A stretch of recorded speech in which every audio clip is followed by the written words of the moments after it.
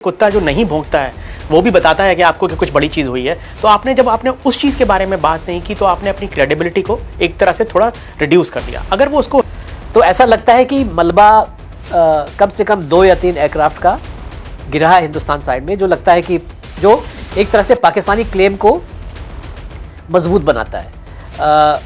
उस प्रकार का सबूत पाकिस्तान के अंदर पाकिस्तानी जहाज़ों का गिरने का नहीं मिल रहा है। मतलब एयर चीफ मार्शल का ये कहना कितना वजन रखता है और दुनिया की आंखों में ये एक कितना क्रेडिबल क्लेम, एक कितना क्रेडिबल दावा माना जाएगा। जो उनका पूरा जो एक बयान था वो एक राजनीतिक परिप्रेक्ष्य में दिया गया बयान था, पर कोई भी इस तरह का रैकेज, कोई भी इस तरह का सैल्वेज, कोई भी मलबा, उसकी कोई तस्वीर नहीं आई है जो कि हमको दिखाए कि पाकिस्तान के 5 या 6 हवाई जहाज़ गिरे हैं। अगर पाकिस्तान के 6 हवाई जहाज़ गिरे हैं तो उनका मलबा कहीं गिरा होगा, उनके मलबे की तस्वीरें होंगी, कोई और रिपोर्टिंग होती।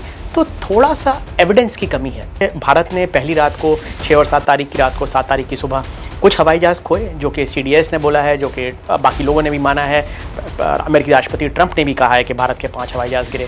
F-16 हवाई जहाज़ जैसे आपको पता है अमेरिकी जहाज़ है और उसके अंदर America end user monitoring agreement के अंदर उनकी टीम वहाँ पर होती है और वो टीम कॉन्स्टेंटली काउंट करती है। तो ऐसा नहीं हो सकता कि अगर वो हवाई जहाज़ गिराए गए हैं और वो ख़राब हुए हैं या टूटे हैं या ध्वस्त हुए हैं तो उनका कोई रिकॉर्ड विदेश में या पत्रकारों के पास या कंपनी के पास नहीं होगा। तो इसलिए ये 3-4 चीज़ें हैं जो मिला के कई सारे सवाल खड़े करती हैं कि लोग सवाल पूछेंगे और अगर ये सच नहीं हुआ तो भारतीय वायुसेना की और भारत सरकार की क्रेडिबिलिटी और कम हो जाएगी। तो मैं दो बातें उठा। जी हाँ दोस्तों, ऑपरेशन सिंदूर के दौरान पाकिस्तान ने भारत के फाइटर जेट तैयारे मार गिराए, जिसको पाकिस्तान पहले दिन से कह रहा है कि हमने भारत के फाइटर जेट मार गिराए हैं, जिसकी तस्दीक डोनाल्ड ट्रंप भी हालिया दिनों में कर चुके हैं कि भारत के 5 फाइटर जेट पाकिस्तान ने मार गिराए हैं। लेकिन ऑपरेशन सिंदूर के 3 माह बाद भारत के एयर चीफ को याद आया, जो कि नशा करके सो रहे थे, कि हमने भी पाकिस्तान के 6 तैयारे मार गिराए हैं, जिसका इनके पास कोई सबूत नहीं है। लेकिन पाकिस्तान ने जो भारत के तैयारे मार गिराए,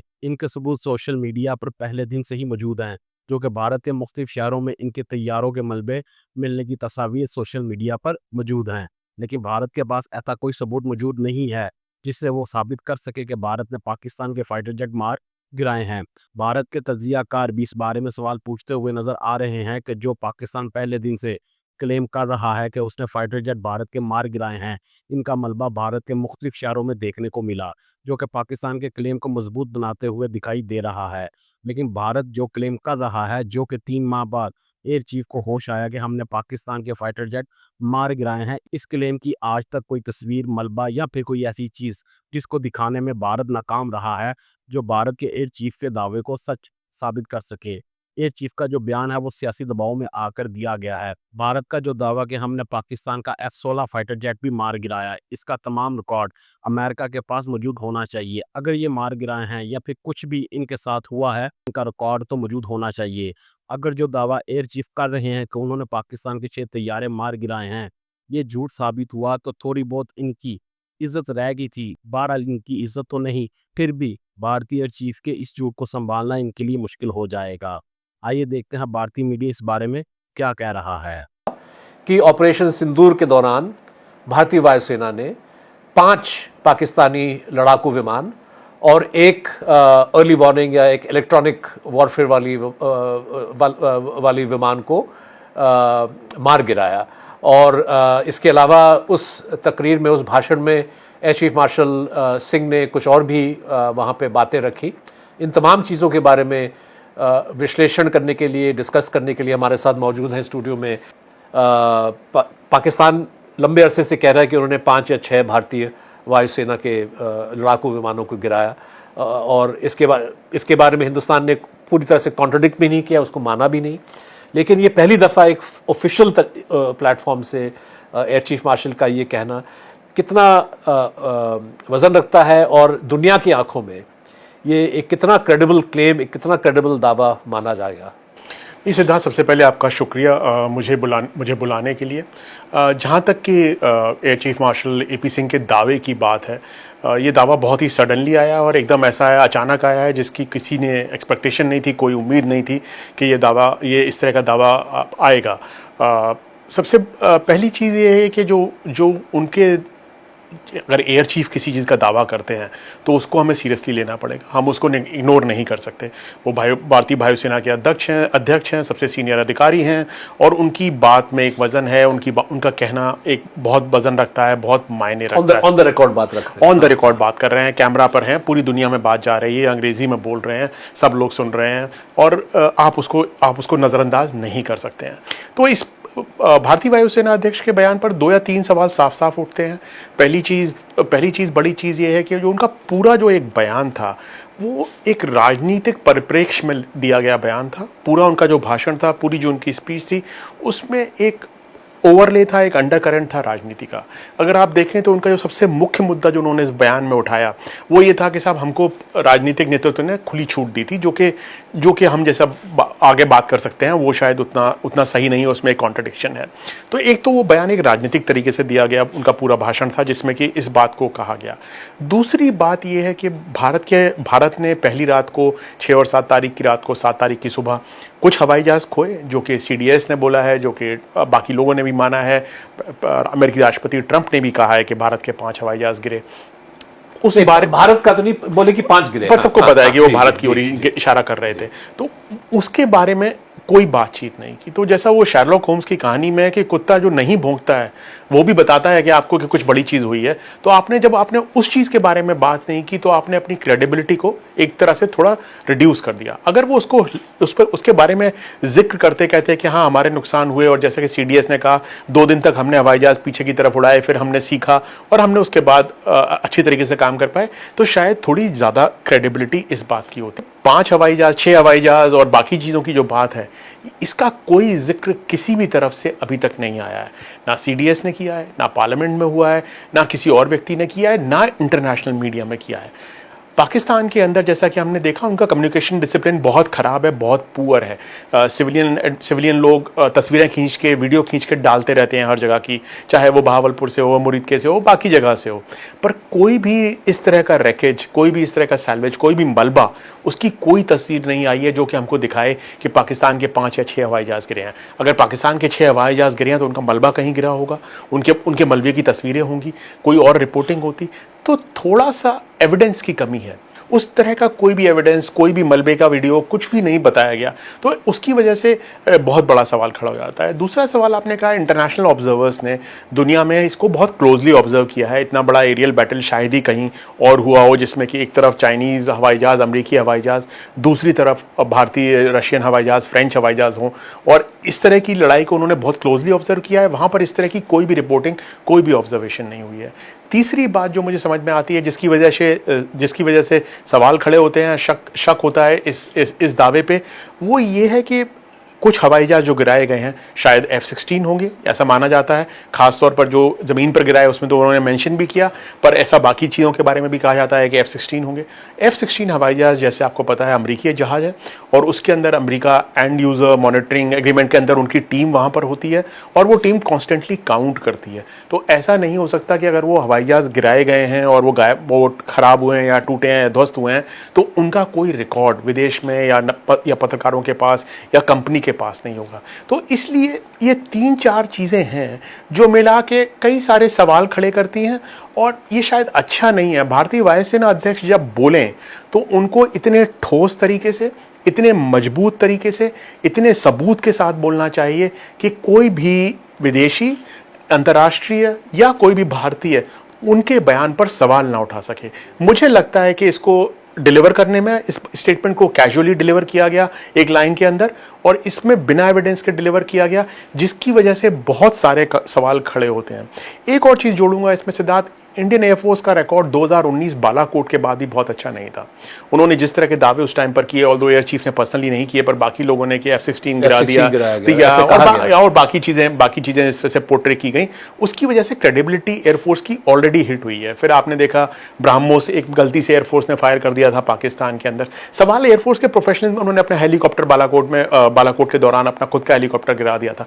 कई तरह के सवाल एयरफोर्स के ऊपर उठते रहे हैं। तो इसलिए और भी ज़रूरी था कि करंट वायुसेना अध्यक्ष बहुत सोच समझकर बहुत ठोस तरीके से इस बात को कहते, जो कि कहने में मुझे लगता है कि चूक हो गई और इसके अंतर्राष्ट्रीय परिणाम होंगे कि लोग सवाल पूछेंगे और अगर ये सच नहीं हुआ तो भारतीय वायुसेना की और भारत सरकार की क्रेडिबिलिटी और कम हो जाएगी। तो मैं दो बातें उठाना चाहूँगा। सबसे पहले कि air chief marshal AP Singh का ये बयान या उनका दावा, ये शायद पहली दफ़ा नहीं था जब एयरफोर्स ने एक ऐसा मोटा मोटा क्लेम रखा।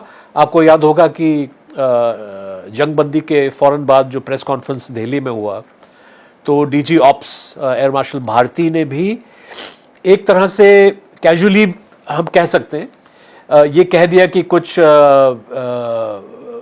पाकिस्तानी विमान हम गिरा चुके हैं, लेकिन इस चीज़ की पुष्टि हम नहीं कर पा रहे हैं। इस चीज़ की पुष्टि हम अब या इसका इन्वेस्टिगेशन वगैरह हम अभी भी कर रहे हैं और इस वक्त हम इसके बारे में कुछ ज़्यादा कह नहीं पाएंगे। 3 महीने का वक्त उसके बाद क्या इतना वक्त काफ़ी है? अगर फ़र्ज़ करें कि एयर मार्शल भारती ने जो बात रखी वो सही थी, क्या 3 महीने काफ़ी नहीं है? भारत डिटेल में उसमें जा पाए कि भाई गिराए तो कितने गिराए, कैसे गिराए? ये सवाल नंबर 1 की अगर पाकिस्तानी विमान हम गिरा चुके हैं तो इन्फॉर्मेशन अमेरिका के पास होगा, क्योंकि F-16s की अकाउंटिंग वहाँ पे होती है।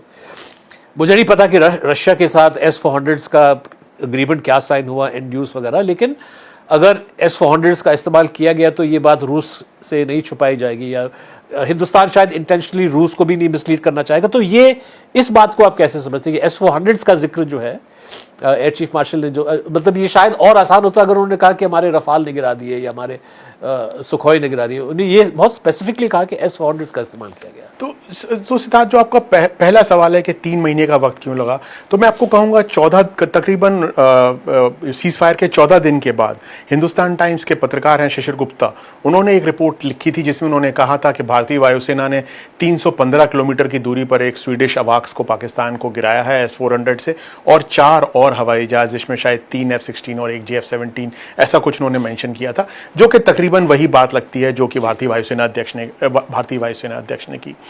क्या 3 महीने का समय लग सकता है सबूत इकट्ठा करने के लिए?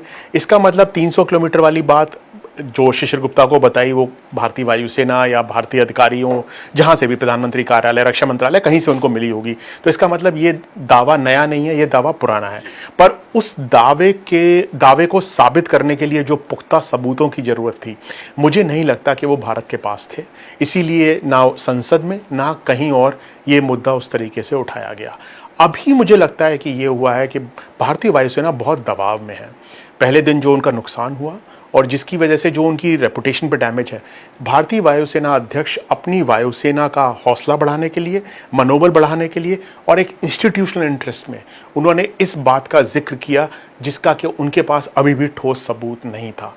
उसके ऑफ कोर्स राजनीतिक परिणाम है, उसकी वजह से जो उनकी एक राजनीतिक स्पीच थी उसके अंदर वो पूरी तरह से ठीक बैठता है। अगले दिन प्रधानमंत्री मोदी जाके बंगलौर में वो बात कह देते हैं जो वो कहना चाहते हैं कि ये बहुत ज़्यादा बात हुई है इस बात की कि पाकिस्तान ने चीन की PL-15 मिसाइल के द्वारा भारतीय हवाई जहाज़ों को 200 किलोमीटर की रेंज में, 150 की जगह 200, जो रॉयटर्स की एक बड़ी स्टोरी थी कि 200 किलोमीटर की रेंज में गिराया।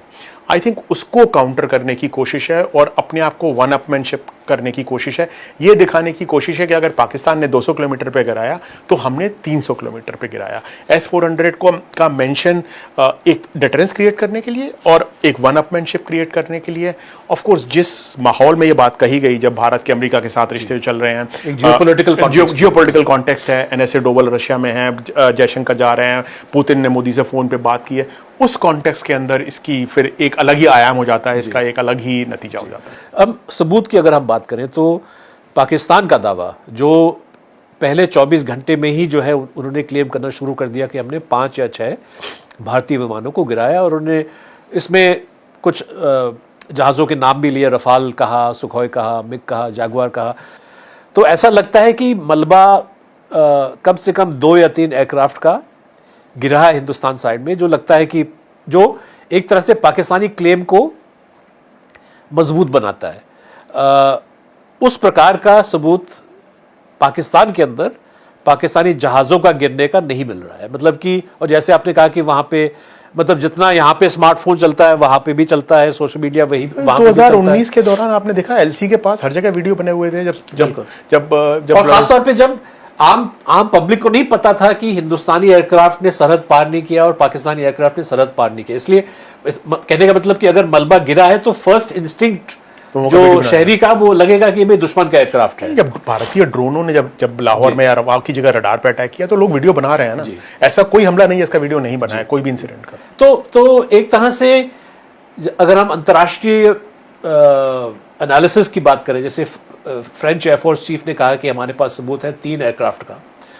एसोसिएटेड प्रेस को उन्होंने जुलाई में इंटरव्यू दिया था जहां पे उन्होंने 3 भारतीय एयरक्राफ्ट का जिक्र किया। उस किस्म का कोई ऐसा क्लेम अभी तक सुनने में नहीं आया है जहां पे कोई इस बात को कहे कि भी हाँ पाकिस्तानी एयरक्राफ्ट गिरे हैं। एक सिद्धार्थ, पहली बात तो अब जो भारत में मलबों की जो तस्वीरें आई, कम से कम 4 जगह की तस्वीरें, जब लड़ाई हुई, जब हमला हुआ, कम से कम 4 जगह की ऐसी तस्वीरें आई जिन पे कि भारतीय वायुसेना के जहाज़ों का गिरने का था।